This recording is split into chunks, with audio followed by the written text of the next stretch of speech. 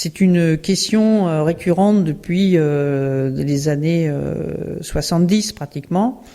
Donc il y a eu 4 lois depuis qui se sont succédées, ce qui veut dire grosso modo que aucune loi n'était satisfaisante. Donc que ce comité appelle à une réflexion encore plus pointue sur la loi Claes-Leonetti, c'est pas une surprise. Pourquoi ? Parce que on peut réfléchir sur une loi, on peut faire une loi, mais il faut l'appliquer. Or, comme elle n'est jamais appliquée, quelles que soient les lois qui se sont succédées, elle n'a jamais été appliquée correctement. Il y a toujours un gap entre ce qu'on veut et puis ce qu'on fait. Eh bien, du coup, oui, il y a beaucoup de gens qui sont insatisfaits et qui réclament à corps et à cri une nouvelle loi. Alors, j'aurais tendance à dire que c'est pas une nouvelle loi qu'il faut, c'est l'application d'une réglementation qui soit peut-être une véritable application. Ça veut dire quoi ? Ça veut dire que la fin de la vie, est-ce que c'est le bout de la vie ou est-ce que c'est des gens qui décident de j'en ai marre de la vie et je veux qu'elle finisse ? Et à quelles conditions ? Et est-ce que ça résout leur problème ? Et le problème peut-être aussi de leur entourage, hein. Faut pas le nier. Il y a aussi pour les aidants, pour les gens qui sont proches de malades ou de gens qui sont dans des dépressions profondes, une vraie angoisse de combien de temps ça va durer, est-ce qu'elle souffre, et moi est-ce que j'ai fini ma vie, est-ce que j'ai pas ma vie en suspens ? C'est des vrais problèmes sociaux dans ces cas-là. Donc je peux pas être pour ou contre un avis éthique. Bien sûr, on sait que dans la réalité, parce qu'il y a des pays qui le font, comme la Belgique ou la Suisse, la fin de vie peut être décidée par les personnes, sous certaines conditions. Est-ce que c'est la bonne réponse ? Est-ce que on a tous les produits, on a le cursus, on a la méthode, voilà. Et le suicide, de toute façon, hein, assisté ou pas, existe. Et de plus en plus prégnant chez les plus jeunes. Pourquoi ? Peut-être parce que c'est la société qui est pas assez accueillante. C'est peut-être la société qui ne permet pas de résoudre des problèmes d'autonomie, de mise en perspective de la vieillesse. La vieillesse n'est pas un naufrage, contrairement à ce que je peux entendre. La vieillesse, ça peut être très valorisé, à condition qu'on en ait une image valorisée. Bon, donc la fin de vie peut être une sortie de secours pour certains, mais notamment ceux qui sont très malades, ceux qui savent que leur vie va être un poids terrible pour leurs proches, tous ceux dont les médecins disent qu'il n'y a pas d'issue. Voilà. Est-ce que je peux reformuler ma question finale ? Je me suis dit, je vais partir sur une autre question liée à ce thème. Est-ce que l'avis du comité éthique ouvre-t-il un nouveau droit, le droit de se suicider ? Alors non, d'abord il n'y a pas stricto sensu de droit à se suicider. Les gens, ils ont une liberté de ce point de vue-là qui est un peu extrême, à mon sens. Et puis, c'est pas un droit de se suicider, c'est une réponse à une souffrance ou à une situation, mais c'est pas un droit. C'est à la limite une liberté qu'on prend, que les religions peuvent condamner. Pourquoi ? Parce que j'aime bien donner cette expression, parce que si Dieu donne la vie, reprendre la vie, c'est un peu lui voler quelque chose, d'une certaine façon. Hein. Donner, c'est donner, reprendre, c'est voler. Bon, voilà, ça c'est le point de vue des religions. Dans un État laïque où il y a beaucoup d'athéisme ou de gens qui sont libres penseurs, eux, ils vont plutôt penser que la vie a été donnée et qu'on doit en faire un épanouissement au mieux, au plus possible, si c'est possible. Et puis c'est un peu voler l'entourage d'accompagner la personne qui est en souffrance dans une situation difficile. Mais c'est pas un droit. Voilà. Donc c'est pas un droit au suicide. Est-ce que c'est une ouverture vers un suicide assisté? Sachant que la différence entre suicide assisté et euthanasie, c'est simple. Suicide assisté, vous êtes assisté par quelqu'un qui vous délivre un médicament et que la personne prend elle-même et voilà, elle est. C'est dans les cas où la personne n'a pas accès aux médicaments, par exemple, parce que ça se trouve pas sous le sabot d'un cheval. Hein.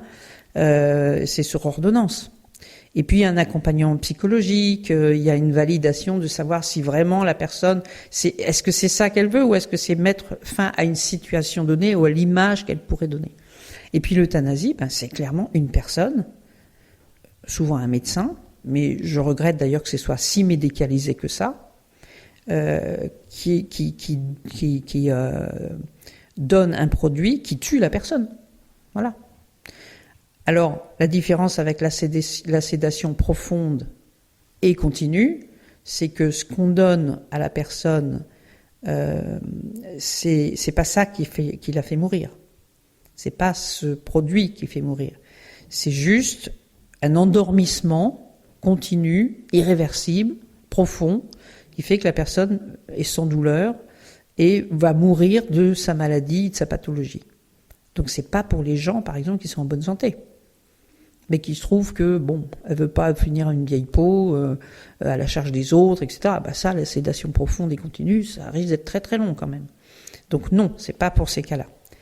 Le suicide assisté, dans ces cas-là, oui, il y a des gens qui le demandent, mais par peur de l'image qu'ils vont donner d'eux-mêmes. Pas pour mettre fin à des souffrances dont on sait que la médecine ne peut rien pour eux, par exemple. La maladie de Charcot, c'est certain que c'est épouvantable d'imaginer qu'on va être enfermé dans son corps. Pour l'accepter, c'est qui peut l'accepter à part avoir un entourage qui peut accompagner vraiment. Donc oui, il y a des problématiques que le fait de reculer l'âge de la vie pose essentiellement. Mais là où le comité d'éthique, dans son avis, met en perspective aussi, c'est le fait que, et elle le disait déjà en 2018, donc c'est important, c'est que on a tort de relier ça au grand âge. Parce qu'il y a de plus en plus d'enfants et d'adolescents qui sont concernés par des souffrances ou des maladies terribles, où il n'y a pas de solution. Pas encore de solution. Et puis il y a des gens qui sont atteints de cancer, dont on sait que la durée de vie est probablement très courte. Est-ce que pour autant on veut mourir et hâter la fin? Ça, c'est autre chose. Mais aller légiférer sur une fin de vie, c'est pas forcément permettre aux gens d'aller au bout de leur vie. Voilà, c'est deux problématiques différentes. Et légiférer, parfois un petit peu abuser sur cet amalgame. La médicalisation, l'infantilisation, la perte d'autonomie des personnes. Et moi, ce que je vois, si je devais donner ma conviction personnelle, c'est que je ne suis pas forcément pour une ouverture large. C'est pas fermé, mais c'est pas large non plus, parce que il faut avoir une vision avec des anticipations. Et si à un moment donné, à 80 ans, s'il y a une large majorité de gens qui disent à 80 ans, ma vie est faite, je la termine, je demande le suicide assisté ou l'euthanasie, parce que je n'apporte plus rien à la société, ou je m'enquiquine, ou voilà, je suis plus productif. La pression sociale de gens qui auront plus de 80 ans et qui n'iront pas dans ce sens-là sera énorme. Et donc, l'encadrement strict sur le plan éthique dont parle le comité d'éthique, oui, il va falloir sérieusement y penser pour éviter ce schéma-là. Et vous pensez que Emmanuel Macron va élargir, lui, de son côté, ou vous pensez que ça va s'arrêter là, on en parlera peut-être plus? Ah non, mais il a déjà donné la réponse à la question qu'il a posée, donc c'est pas, c'est une méthode de gouvernement, hein, mais évidemment, on en est. C'est une question de maturité. L'opinion publique, y compris chez les croyants, hein, chez beaucoup de croyants, 80% sont favorables à une fin de vie qui soit pas naturelle. Voilà. C'est un problème de société, c'est un problème philosophique, mais c'est aussi un problème d'image de quelle est la valeur de la personne dans une société. Est-ce que ça dépend de son âge ? Est-ce que ça dépend de sa productivité ? Est-ce que ça dépend de son compte en banque ? Est-ce que ça dépend de... Voilà. Moi, j'aurais tendance à dire que non.